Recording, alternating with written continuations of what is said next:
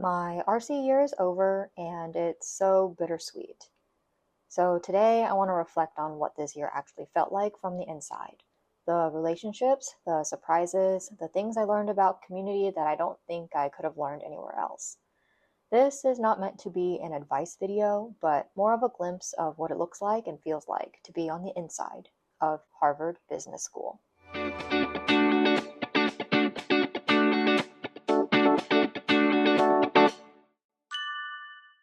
Now, let's start with the first semester.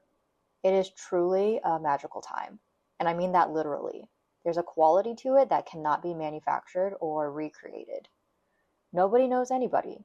There are no established groups, no reputations, no history. Everyone is open to almost anything. And because of that, it's completely normal, praised even, to invite someone you barely know to hang out. I think that once February hits, this gets a little harder. People feel more settled. Recruiting stress starts to take over. People default to prioritizing the relationships they've already built, the ones where the vibe is easy and natural. The door isn't slammed shut, but it definitely narrows. By the end of first semester, you can see groups start to form. And by spring break, second semester, the social landscape has firmed up a little. That's not necessarily a bad thing, it's just how human relationships work.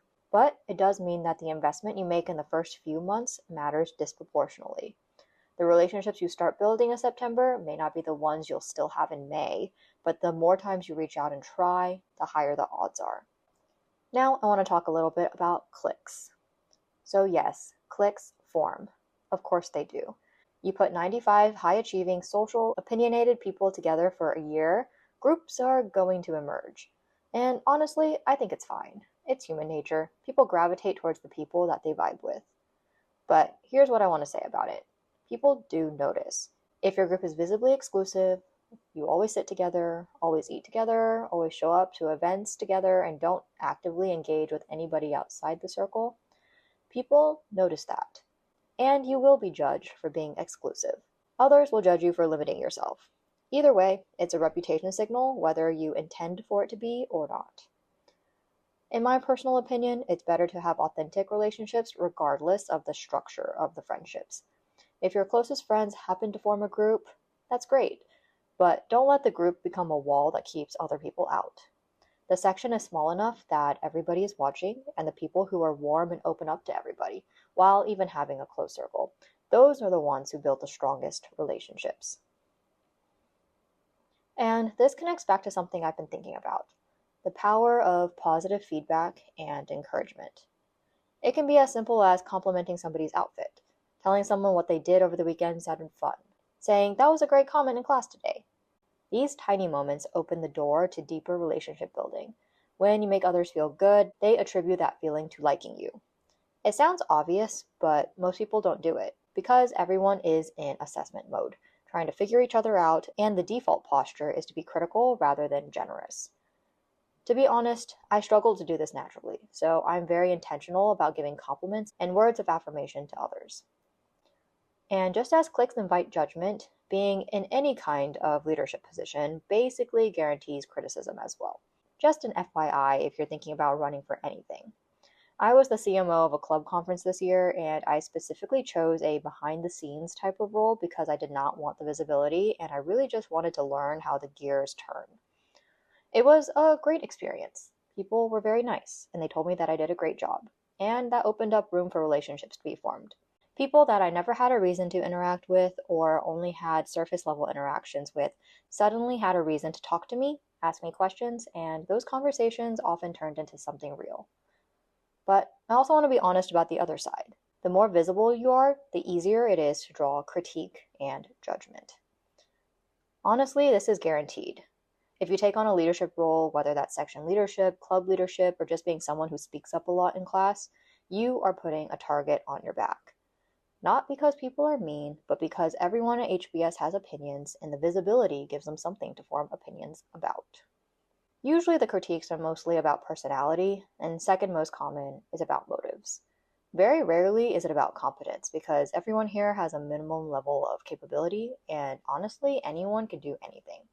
The question people ask about visible leaders isn't, can they do it? It's why are they doing it? And do I like who they are while they are doing it? But even still, I wouldn't let this stop you. If you want to lead, lead. Criticism is inevitable, both in HBS and in the high visibility role that you will have post HBS. So might as well use Harvard as a training ground.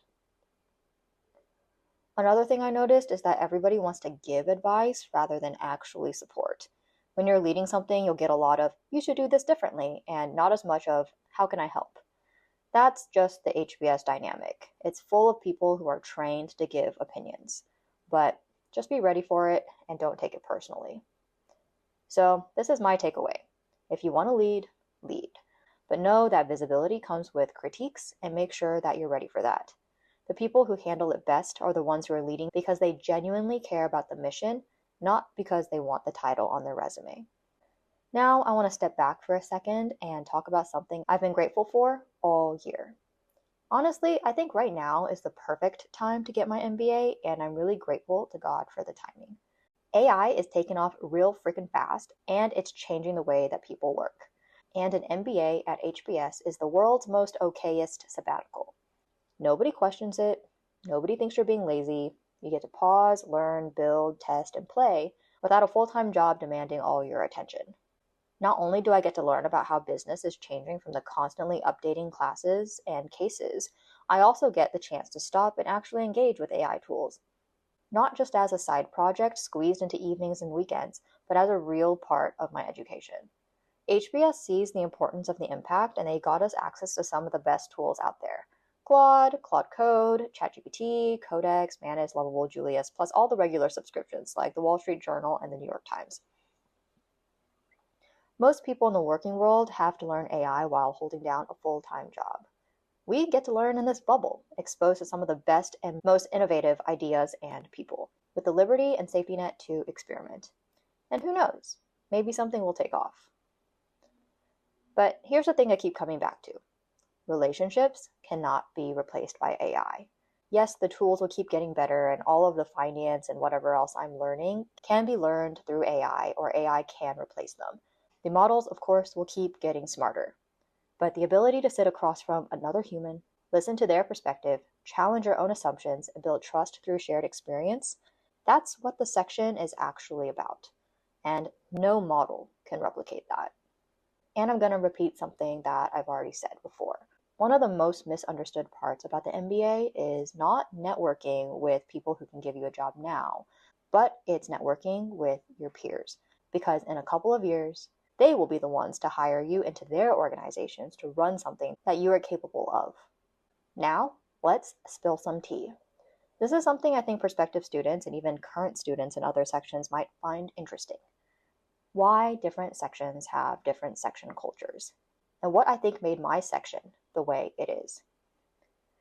So, of course, not every one of the 10 sections has the same experience. Some sections have a lot of drama. Interpersonal conflict, cliques that are visibly exclusive, power struggles, people talking behind each other's backs. I'm not going to pretend to have a full picture of what every section looks like, but from the conversations with my friends across sections, I know that our section had less drama compared to others. And I think that's worth noting. First, I think the norms we established very early on mattered a lot. One of the most important ones was to assume best intent. I know that sounds very simple, but in a high-pressure environment full of type A people with very strong opinions, it makes a huge difference. When someone says something you disagree with in class, in a section meeting, in a social meeting, assuming they meant well rather than assuming they were being malicious changes the entire dynamic. I think that norm prevented a lot of small misunderstandings from becoming big conflicts. I hope our lead professor is proud knowing that we had a successful team launch with 93 other people. That, honestly, is a feat in itself. Second, I think our section demographic played a large role. We have a lot of couples and a lot of children, so that naturally shifts the culture. Parents and married people bring a grounding energy. People are less tolerant of stupidity and drama, not because they are above it, but because they generally don't have the time or bandwidth for it. Married couples and parents often don't get involved in the gossip cycle, and when enough people in the section are checked out of the drama, rumors just don't spread as easily. It also made it way easier for me to plan double dates, which was one of my favorite things to do this year. And third, I've observed that some sections are actually very close because they have one person in the section that everyone avoids. I know it sounds terrible, but having one common opponent gels people together like nothing else. So section dynamics can be shaped by both positive and negative forces. But of course, there are definitely things that we could have done better. If I'm honest, I think our social programming could have been more diverse. We had a lot of happy hours, and happy hours are fine. I still went occasionally, and talking is still fun, but they're not very inclusive for families, and they are barely inclusive for people like me who don't drink. The lack of diversity in our social events was honestly a little disappointing compared to what I heard other sections were doing. Some other sections had smaller, more varied things going on almost every day.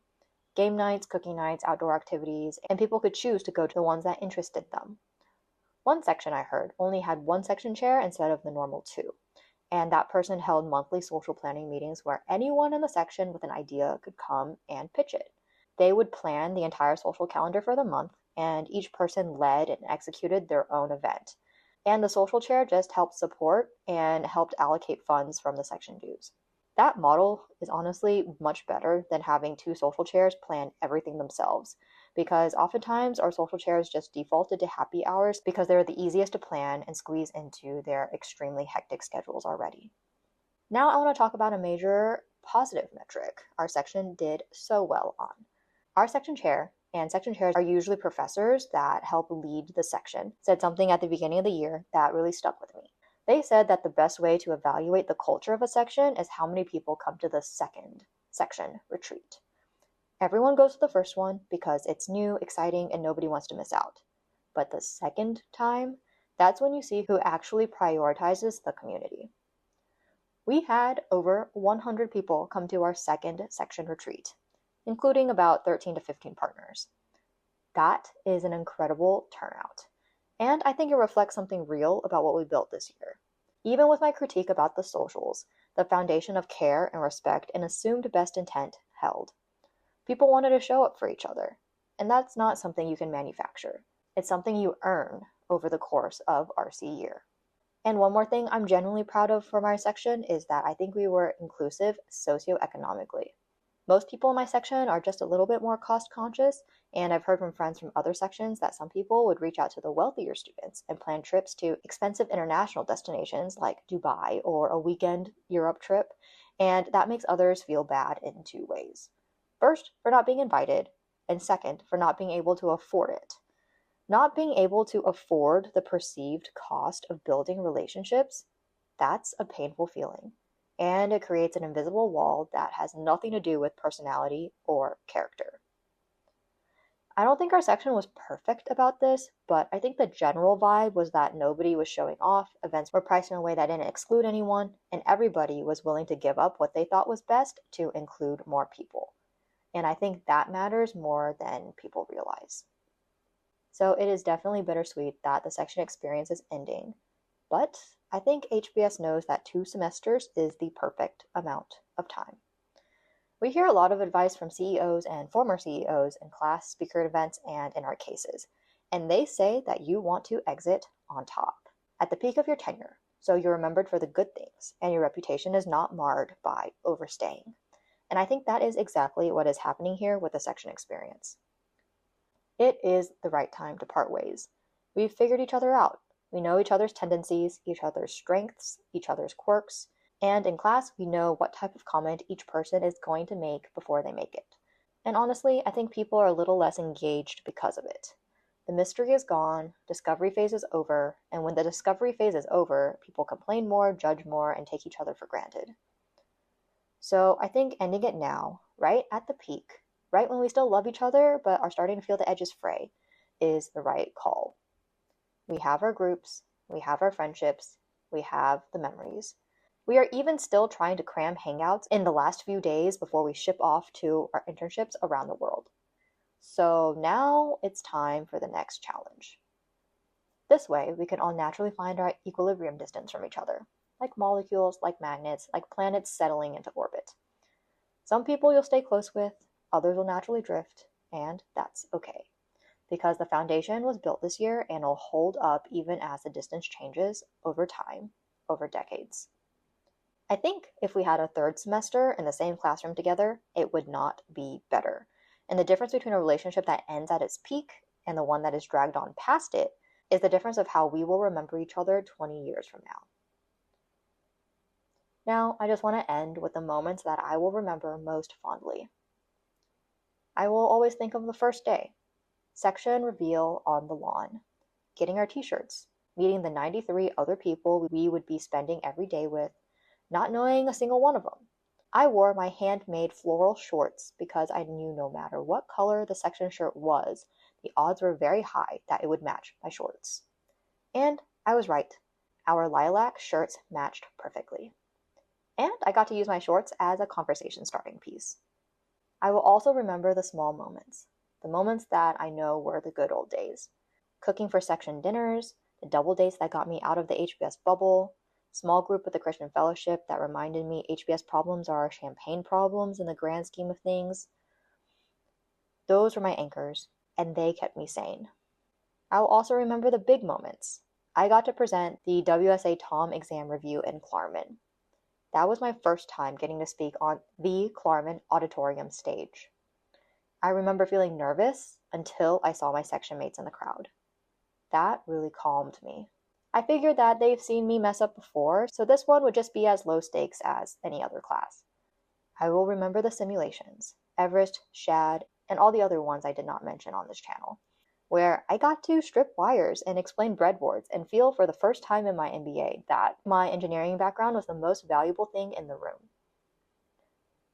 I will also remember my two most iconic comments in class that people still reference. I remember the day that we left for fall retreat. We had a case in FRC on Signet Jewelers talking about the DuPont ratios, and I made a comment disagreeing with one of my section mates, and in my comment after mapping the boring accounting ratios to my experience in different stores based on their business models, I ended my comment with, based on my personal engagement ring shopping and research experience, the most important ratio is sparkle per dollar.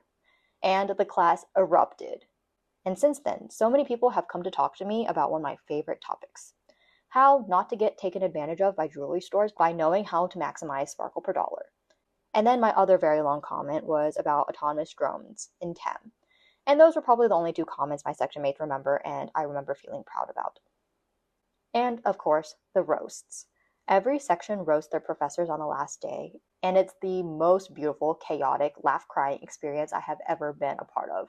I participated in roasting our TEM professor, and we had so much fun. We did skits about their teaching quirks, calling patterns, their past lives. We gave them gifts. The room was electric with love and gratitude and the particular kind of sadness that comes with knowing that something good is ending. And I've saved one of the best for last. One of my favorite moments of the whole year. On our last day together as a section in our classroom, we did the same chant we did on the very first day, back during Section Olympics, which, if you remember, we won, by the way. Our hype man, a guy who was not sentimental at all, the last person you'd expect to get emotional, stood up in the middle of the classroom and gave this incredibly heartfelt speech about what the year meant to him. And then he teared up, and then he led us in the chant one last time. All 94 of us chanting together, just like we did on the first day, except now we actually knew each other. Now we actually meant it. And that's a wrap on my section experience. It started with strangers, and it ended up with something that I can't quite name. Something forged in a pressure cooker that only works because everyone chose to show up, be vulnerable, and give more than they took.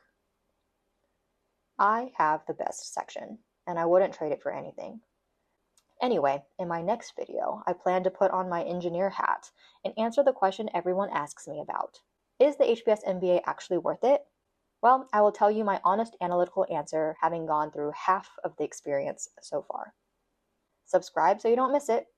And to my section, if you're watching, thank you for the best time ever.